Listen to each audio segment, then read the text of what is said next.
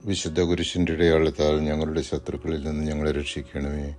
ഞങ്ങളുടെ തമ്പുരാനെ, പിതാവിൻ്റെയും പുത്രൻ്റെയും പരിശുദ്ധാത്മാവിൻ്റെയും നാമത്തിൽ ആമേൻ.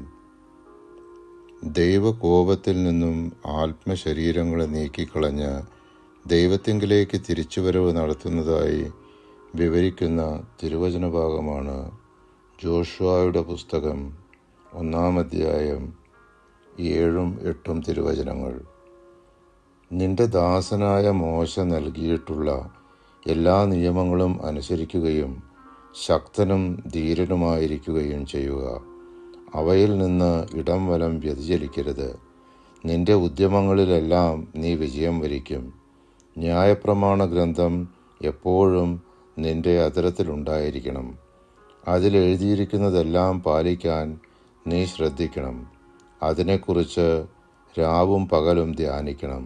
അപ്പോൾ നീ അഭിവൃദ്ധി പ്രാപിക്കുകയും വിജയം വരിക്കുകയും ചെയ്യും.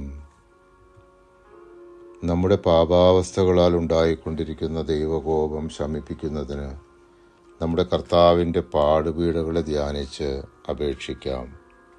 അനാദിപിതാവായ സർവേശ്വര, അങ്ങേ തിരുക്കുമാരൻ ഞങ്ങളുടെ പാപങ്ങളെക്കുറിച്ച് ഭാരമായ കുരിശും ചുമന്നുകൊണ്ട് പോകുമ്പോൾ അനുഭവിച്ച സങ്കടങ്ങളെ തൃക്കൺ പാർത്ത് ഞങ്ങളുടെ പാപങ്ങളൊക്കെയും പുറത്ത് ഞങ്ങളുടെ ആത്മശരീരങ്ങളിൽ നിന്ന് അങ്ങേ കോപത്തെ നീക്കി അരുളണമേ.